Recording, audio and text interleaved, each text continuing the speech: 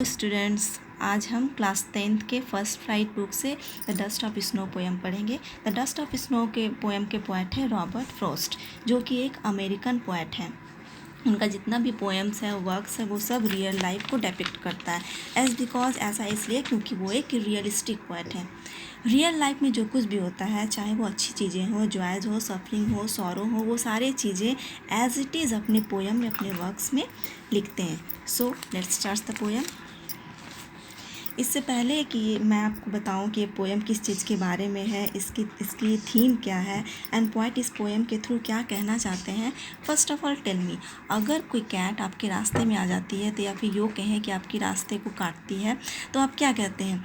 आपको ऐसा लगता है कि आपके लिए वो अपशगुन हो गया, फिर जो आप जिस काम को करने जा रहे हैं वो काम आपका पूरा नहीं हो रहा होगा। ऐसा इसलिए होता है क्योंकि ये सोसाइटी में कंसेप्ट बन गया है, ये सोसाइटी में कंसेप्ट बना हुआ है कि कैट जो है ये बैड थिंग्स है, बैड वुमेन माना गया, उनको सोसाइटी में अपशगुन माना गया है।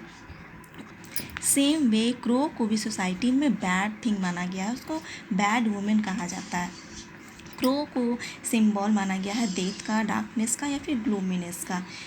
ये सारी चीज़ें हम सोसाइटी में मानते हैं, ये सारी चीज़ें सोसाइटी में कंसेप्ट किया गया है कि ये सारी चीज़ें जो है वो बैड थिंग्स हैं।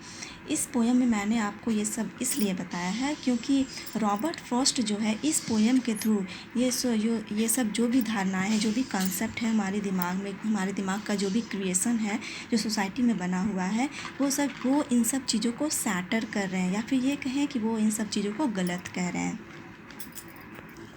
So let's start the poem line by line. The dust of snow. यहाँ डस्ट का मीनिंग क्या है? यहाँ डस्ट का मीनिंग मिट्टी या फिर धूल से नहीं, यहाँ डस्ट का मीनिंग है किसी भी चीज़ का गिरना। So the way a crow shook down on me the dust of snow from a hemlock tree. यहाँ पोएट बता रहे हैं कि क्रो, यहाँ पोएट दो चीज़ों के बारे में बता रहे हैं, एक क्रो और एक हेमलॉक ट्री के बारे में। क्रो और हेमलॉक ट्री जो है वो दोनों सिंबल हैं किस चीज़ का? फियर, डेथ, ग्लूम, या फिर जितनी भी बुरी चीज़ें हैं इन दोनों को सिंबलाइज किया गया है। क्रो को भी हम शुभ नहीं मानते हैं या फिर अच्छा नहीं मानते हैं, बैड वुमेन मानते हैं। सिमिलरली हेमलॉक ट्री को भी हम बैड मानते हैं, अच्छा नहीं मानते हैं। ऐसा इसलिए क्योंकि हेमलॉक ट्री जो है वो एक पॉइजनस ट्री है।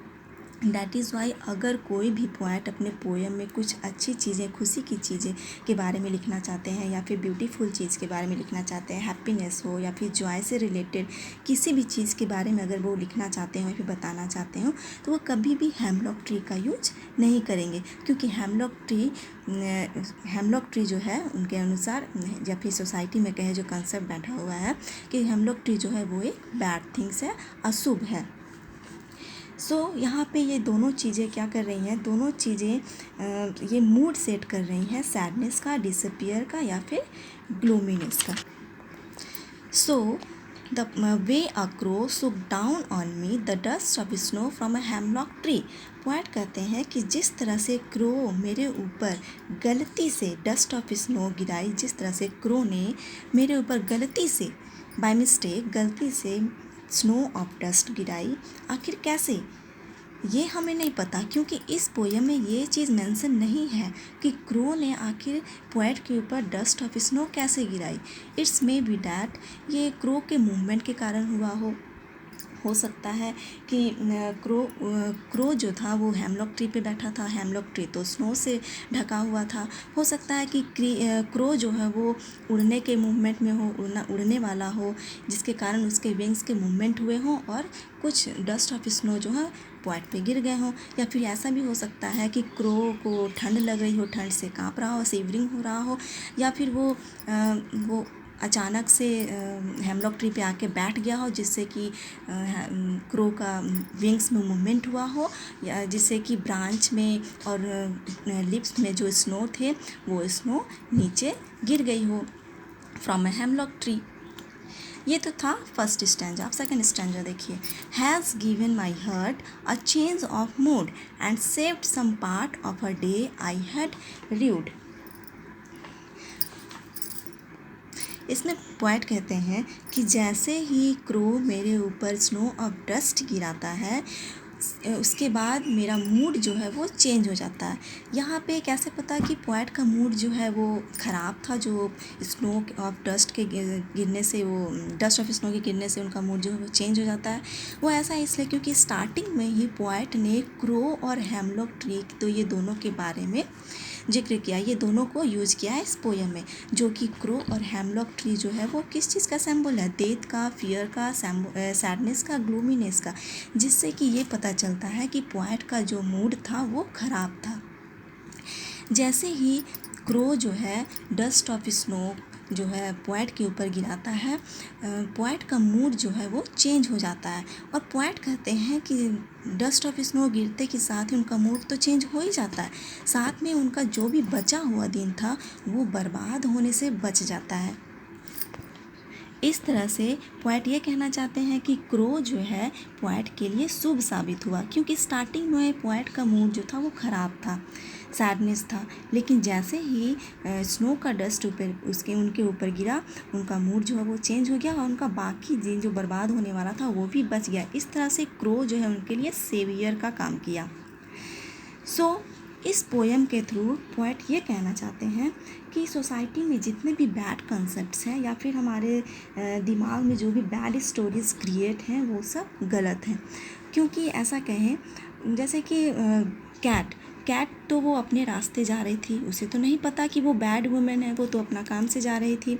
और ये तो हमारे माइंड का कंसेप्ट है ना, हमारा ये माइंड का क्रिएशन है कि हम लोग उसे बैड वुमेन मानते हैं और ये हम लोग सोचते हैं कि बिल्ली वहाँ से क्रॉस की तो वो हमारे लिए अशुभ होगा। ये बिल्ली तो कैट तो नहीं जानती।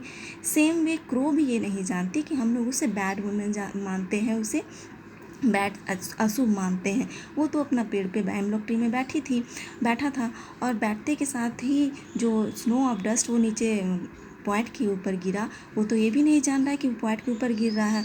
हो सकता है जैसे कि क्रो जो है स्नो ऑफ डस्ट जो गिराया पोएट के ऊपर, जिससे कि पोएट का मूड जो है वो चेंज हो गया।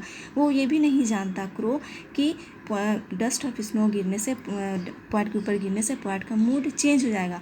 ये तो कुछ नहीं, क्रो नहीं जानता। इसलिए इस तरह से पोएट जो है क्रो को शुभ मान रहे हैं। हो सकता है कि अगर डस्ट ऑफ स्नो जो है पोएट के ऊपर नहीं गिरता तो उनका मूड चेंज नहीं होता, और मूड चेंज नहीं होता तो वो उनको पता नहीं चलता कि क्रो जो है वो शुभ है। या फिर ये कहें कि सोसाइटी में ये सब जो कंसेप्ट हैं, कि ये सब कंसेप्ट फैले हुए कि क्रो, कैट, ये सब जो बैड हैं, ये सब बैड है, ये सब गलत है। ये सब वो सब इन सब चीज़ों को गलत ठहरा रहे हैं, गलत बोल रहे हैं। चलिए, I hope that's all the poem. I hope you could understand it. Thanks.